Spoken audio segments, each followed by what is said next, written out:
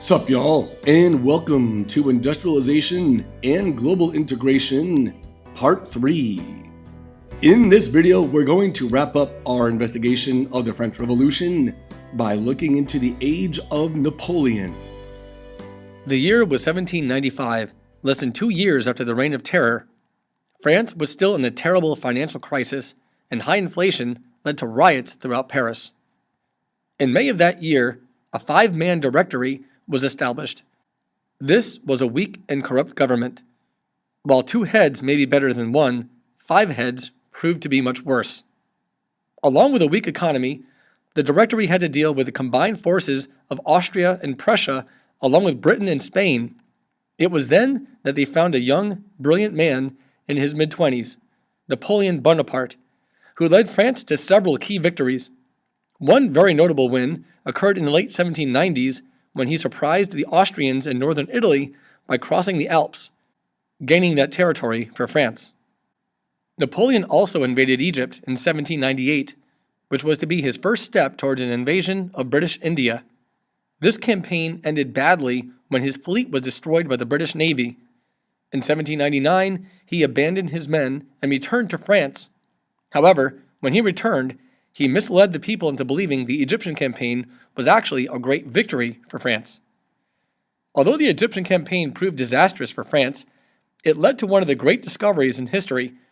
French soldiers happened upon the Rosetta Stone, made of black granite and containing 3 inscriptions. One was Greek and the 2 others were Egyptian. This was the key to deciphering the ancient Egyptian hieroglyphics. Now, back to Napoleon.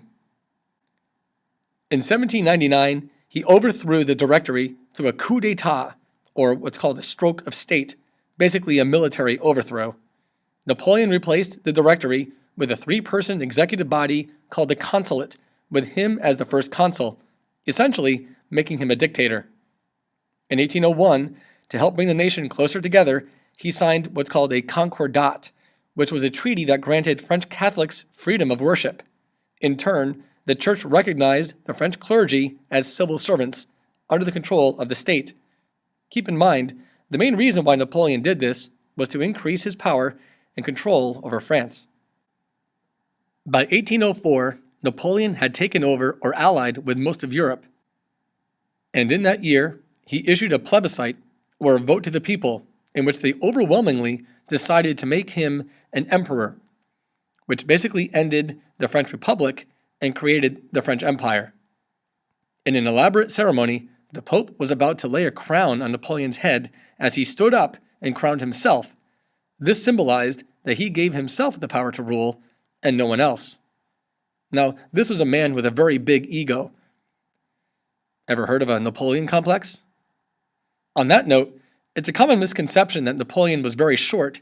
In reality, however, he was around 5'7", which was actually quite average for that time. Whoa!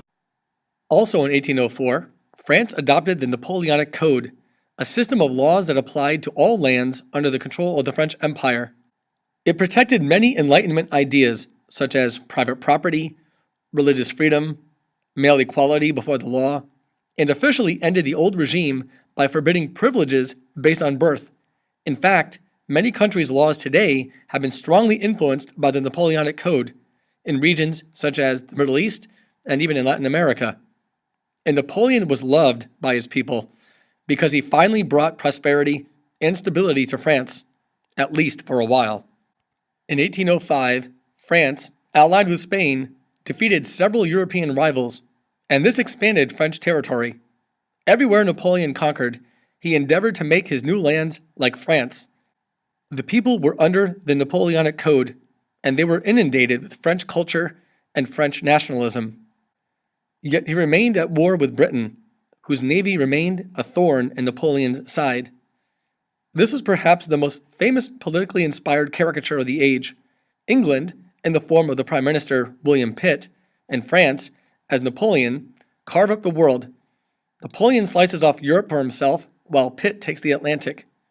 Now moving on, in 1806, Napoleon enacted the Continental System, which was a continent-wide boycott against Britain. Then came the Peninsular War. At first, things seemed to work out well, as Napoleon occupied Portugal, which was allied with Britain. But when he placed his brother Joseph on the throne of Spain, guerrillas, loyal to the royal family, used hit-and-run tactics against the French. In the years following, Spain became a quagmire, forcing Napoleon to send thousands of troops and spend valuable resources.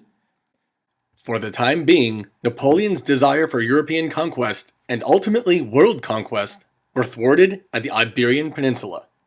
In the years following, Spain became a quagmire, forcing Napoleon to send thousands of troops and spend valuable resources, draining men and morale from his army.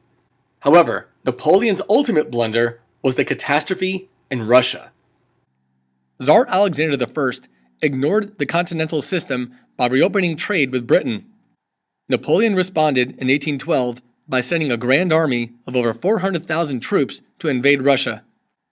Facing such a large force, the Russians retreated, burned down their crops, villages, and anything that could be useful for the French, which lengthened the French supply lines.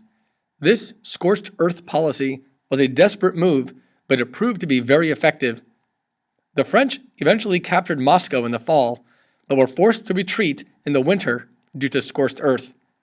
It was particularly cold in that winter, and thousands of Napoleon's troops died in the retreat. Only around 20,000 men made it back to French territory alive. Ha ha, you fool! You fell victim to one of the classic blunders. The most famous is never get involved in a land war in Asia, but only slightly less well known is this: never go in against a Sicilian when death is on the line.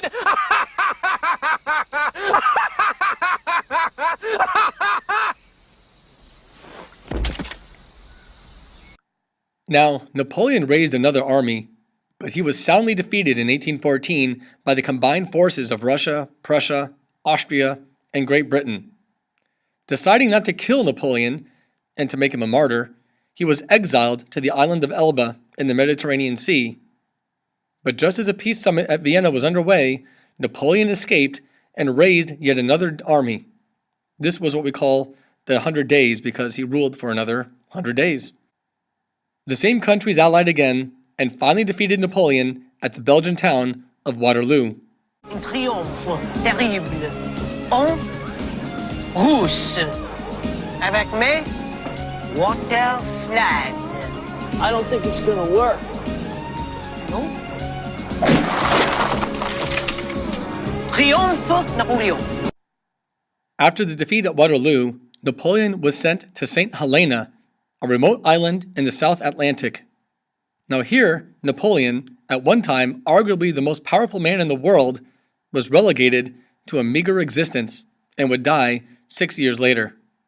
At long last, the countries of Europe were at peace, and they reconvened at the Congress of Vienna.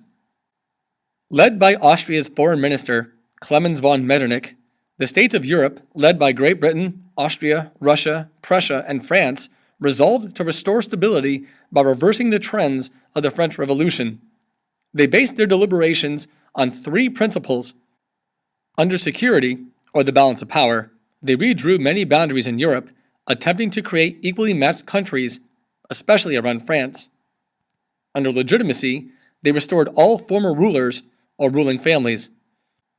And under compensation, this was the reimbursement to nations that had sacrificed lives and resources to defeat Napoleon. The leaders at the Congress of Vienna were reactionaries, or extreme conservatives who wanted to turn back time, to try to stamp out the liberalism that came with the French Revolution. And this brought in the age of Metternich, which ran from 1815 to 1848. Because he, more than anyone else, dominated European politics for the next few decades, we give it this name.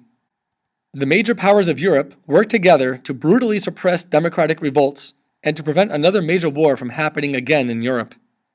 They were largely successful as they went almost 100 years until World War I.